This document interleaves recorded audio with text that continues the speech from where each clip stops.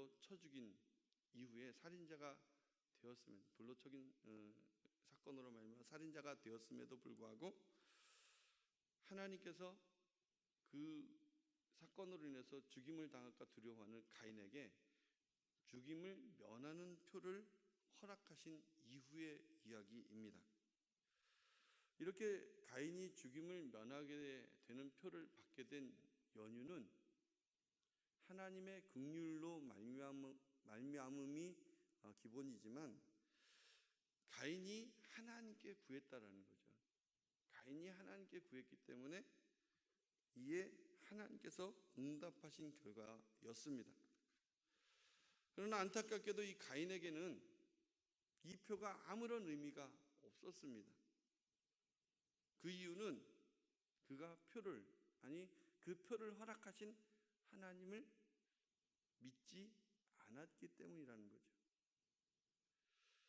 그러면 어떻게 하나님을 믿지 않았을까?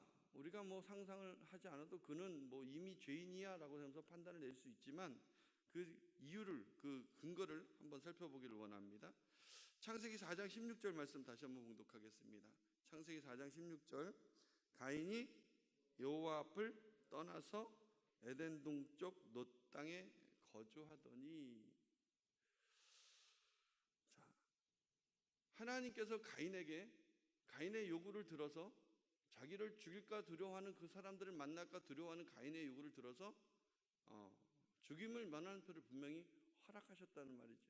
누가 허락하셨다고요? 하나님이 허락하셨습니다.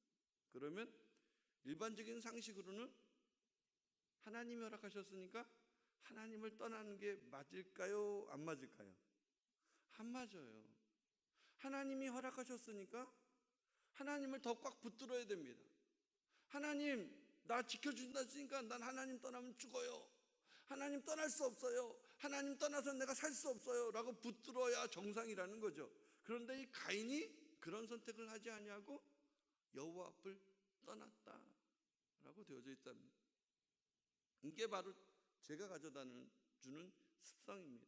하나님께서 아벨을 쳐 죽이기 전에 가인에게 나타나셔서 너는 죄를 다스리라 라고 말씀하셨는데 여전히 죄를 다스리지 못하고 있는 가인이 되다 보니까 죄가 가져다 주는 습성 그대로, 죄는 다른 것이 아니라 우리가 살인하고 강도를 하고 이런 것들이 죄가 아니라 그것은 죄가 가져다 준 열매에 불과하거든요. 결국은 하나님을 떠났기 때문에, 하나님을 떠나게 하는 역사가 바로 죄이기 때문에 그대로 따라가서 하나님이 죽임을 면하는 표를 허락하셨음에도 불구하고 그 자리를 떠나가서 여호와 앞을 떠나가는 우리 가인의 모습을 보게 되어집니다.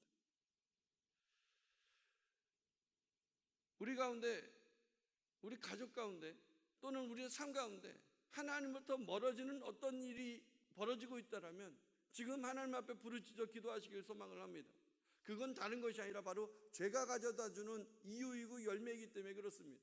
거기로부터 모든 것들이 파생되기 때문에 우리는 그 죄가 시작되기 전에 하나님으로부터 멀어지는 그 일로부터 우리는 우리 자신을 지켜야 되고 기업과 가정과 자녀를 지켜가시기를 주님의 이름으로 축원드립니다. 그래서 하나님을 떠나게 만들고, 그래서 이 죄는 생명에서 멀어지게 만들어 버립니다. 그래서 그것을 죄라고 부릅니다. 흥미로운 것은요, 그가 하나님을 떠나서 거하는 그 땅의 이름입니다.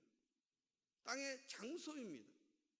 그가 하나님을 떠나서 어디에 거했다고 되어져 있냐면 에덴 동편 놋 땅에 거주했다고 합니다. 그러면 가인은 하나님을 떠난 것까지는 죄 때문에 그렇다 치고 무엇 때문에 에덴 동편 놋 땅에 가서 거주했냐는 겁니다. 우리 창세기 3장 앞으로 좀 넘어가셔서 창세기 3장 24절 말씀 함께 봉독하길 원합니다. 창세기 3장 24절입니다. 함께 봉독하겠습니다.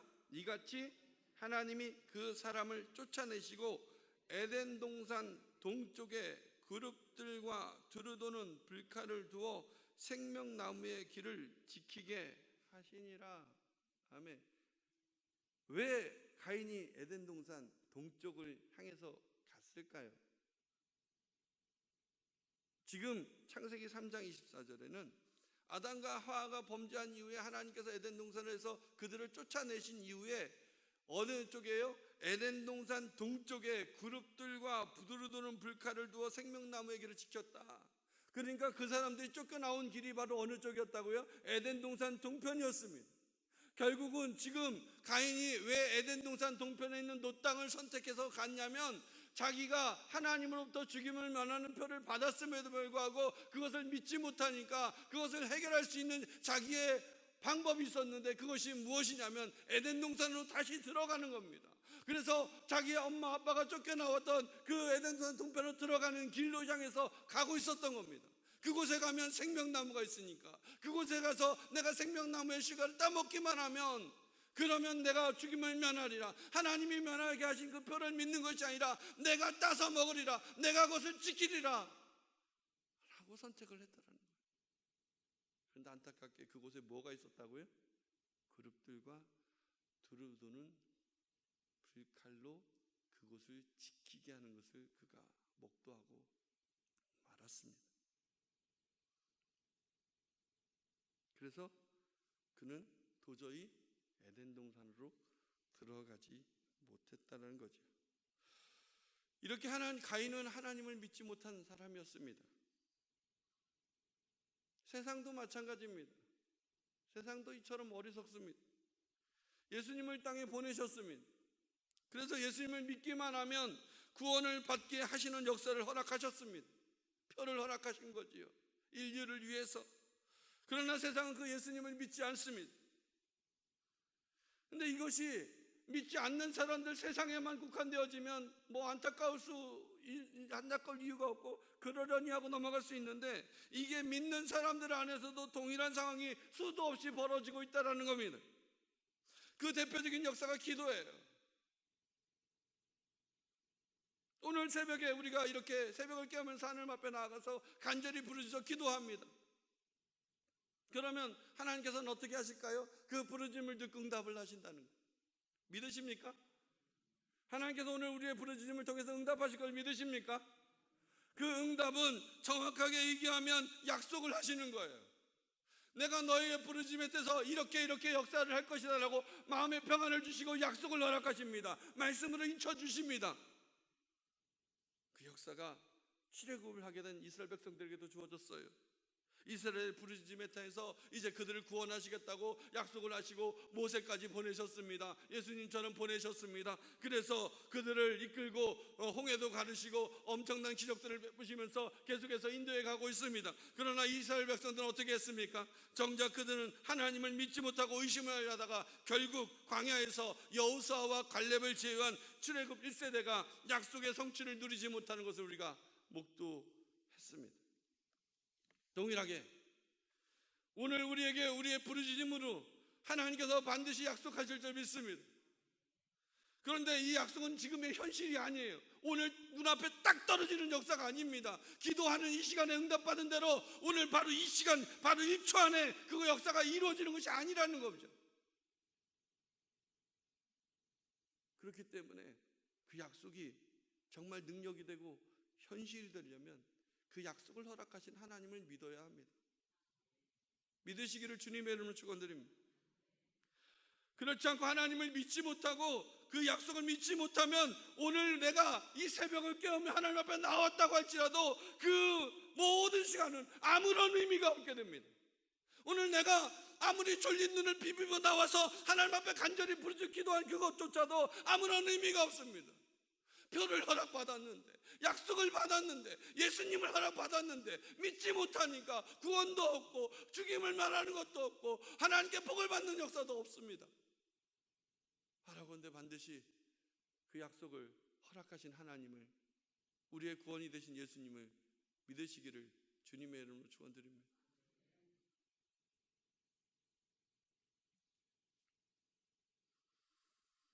주일 담임 목사님께서도 우리에게 하나님께서 모퉁이 돌이 되시는 예수님 위에 우리가 올라서도록 허락하셨지만 그 선택은 우리의 몫이다 라고 말씀해 주셨습니다. 명절을 보내시면서 많은 선택을 하는 기로에 있으셨는데 잘 선택하셨습니까? 선택하셨기를 소망합니다. 그래서 평안하셨기를, 그래서 기쁘셨기를, 그래서 행복하셨기를 소망합니다. 그것처럼 동일하게 앞으로도 그런 선택으로 행복하시기 바랍니다. 평안하시기 바랍니다. 기쁨이 넘치기를 주님의 이름으로 축원드립니다. 명절에 3일 동안 누리신 걸로 끝나지 마시고 내 평생 전부를, 내 생애 전부를, 내가 살아가는 모든, 운영하는 모든 기업과 가정과 전부의 모든 것이 하나님의 평안이 되시고 하나님의 기쁨이 되시고 하나님의 복이 되시기를 주님의 이름으로 축원드립니다. 하나님은 이미 우리에게 허락하고 계시고 우리는 그것을 믿기만 하면 되기 때문입니다. 자, 문제는 가인은 이 약속을 믿지 못하니까 성을 쌓고 말았습니다. 4장 말씀 다시 한번 돌아서 볼까요? 4장 17절입니다. 함께 봉독하겠습니다. 아내와 동침함에 그가 임신하여 에녹을 낳은지라 가인이 성을 쌓고 그의 아들의 이름으로 성을 이름하여 에녹이라 하니라. 자기가 에덴 동산을 향해서 갔는데 그곳에 그룹들과 두루두루 불칼이 있으니까 이제 선택을 할 수밖에 없습니다. 아, 그래? 내가 생명나무의 실과를 따먹을 수 없구나. 그러면 선택은 이제 남은 것은 내 스스로 나를 보호해야지 라고 결정을 하고 자기를 지킬 수 있는 수단을 다시 찾기 시작했습니다. 하나님을 믿지 못하니까. 그러니까 어떤 역사가 벌어졌다고요? 성을 쌓기 시작했어요. 그 성의 이름이 자기 아들의 이름을 딴 에녹성입니다.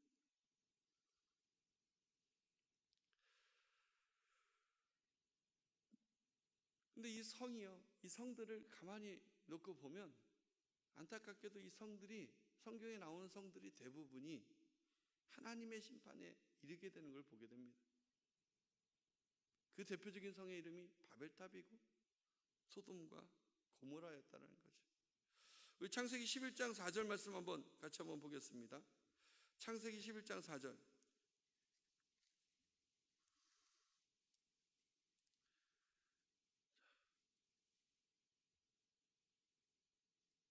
함께 봉독하겠습니다. 또 말하되 자 성읍과 탑을 건설하여 그 탑 꼭대기를 하늘에 닿게 하여 우리를 이름을 내고 온 지면에 흩어짐을 면하자 하였더니.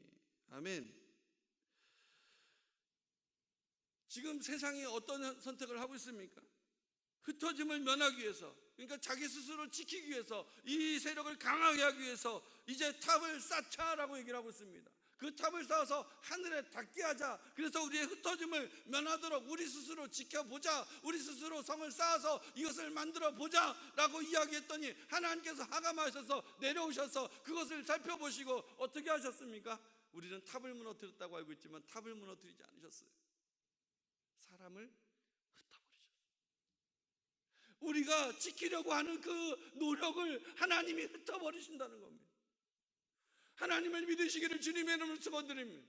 내 성을 쌓지 마시고 내 스스로 나를 보호하겠다는 의지를 가지지 마시고 나는 하나님밖에 없습니다. 오직 하나님밖에 없습니다. 하나님이 안 계시면 나를 지켜줄 수도 없고 내가 구원받을 수 없고 내가 보호받을 수 없습니다. 오직 하나님밖에 계시지 않습니다. 이것이 우리의 고백이 되시고 이것이 진정한 우리의 성읍이 되시기를 주님의 이름으로 축원드립니다. 내가 쌓아서 나를 지키게는 하는, 내가 재산을 많이 모으고 명예를 취하고 권력을 취해서 나를 지키겠다라는 여기는 것이 성이 아니라 하나님밖에 없습니다. 나에게는 오직 하나님밖에 없습니다. 하나님 나와 동행하여 주시옵소서.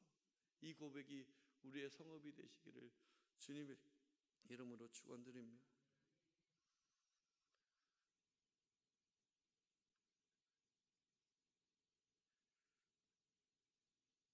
이 에녹을 이름을 듣다 보면 또 하나 흥미로운 게 생각이 납니다. 가인의 아들 에녹도 있었고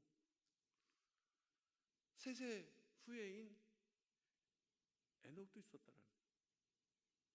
동일한 애독이었는데 한 사람은 하나님을 의지하지 못한 그 가인의 아들이 되었고,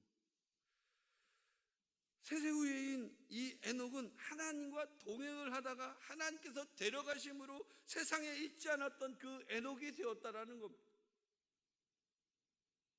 가인의 아들 에녹은 여전히 하나님을 믿지 않는 그 후예였기 때문에 여전히 두려움 가운데서 내가 죽음을 면할 수 있는데 죽음을 면하지 못하는, 내가 하나님 앞에 구원을 받을 수 있는데 구원을 받지 못하는 그런 두려움 가운데 계속해서 살아가는 어떤 삶이 되었던 반면에, 세세후였던 이 에녹은 하나님과 동행함으로 어떻게 됐다고요?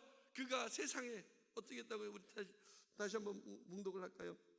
창세기 4장으로 다시 한번 돌아가겠습니다. 창세기 4장으로, 창세기 5장입니다. 창세기 5장에 21절입니다.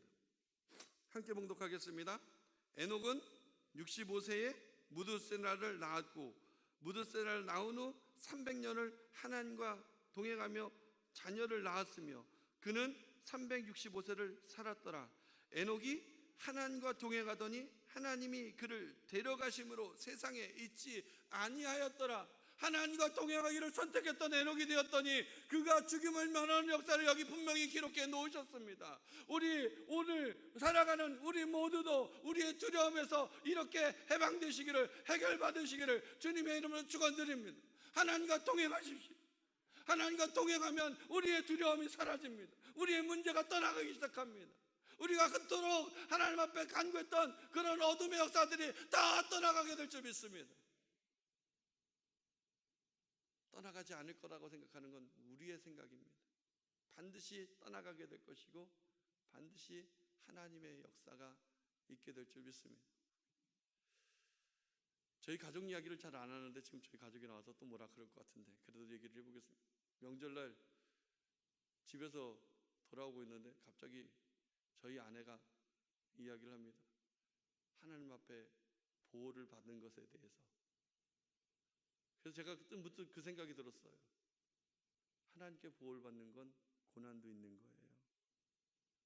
그렇죠? 고난이 있으니까 하나님이 보호를 하시죠. 우리가 우리에게 다가오는 그 고난을 두려워하지 않으시기를 주님의 이름으로 축원드립니다. 하나님의 보호가 있습니다. 하나님의 역사가 있습니다. 하나님이 나를 품어주시는 역사가 분명히 우리를 기다리고 있습니다. 그렇다면 내게 지금 다가오는 그 고난을 절대 두려워하지 않으시기를 주님의 이름으로 축원드립니다. 오직 하나님만 믿으십시오. 하나님과 동행하십시오. 하나님과 함께 하시면 하나님께서 우리를 지켜주실 것이고 우리를 찾아오실 것이며 우리와 함께 해주셔서 우리가 하나님의 평안과 하나님의 역사 가운데 있게 허락하실 줄 믿습니다. 기도드리겠습니다.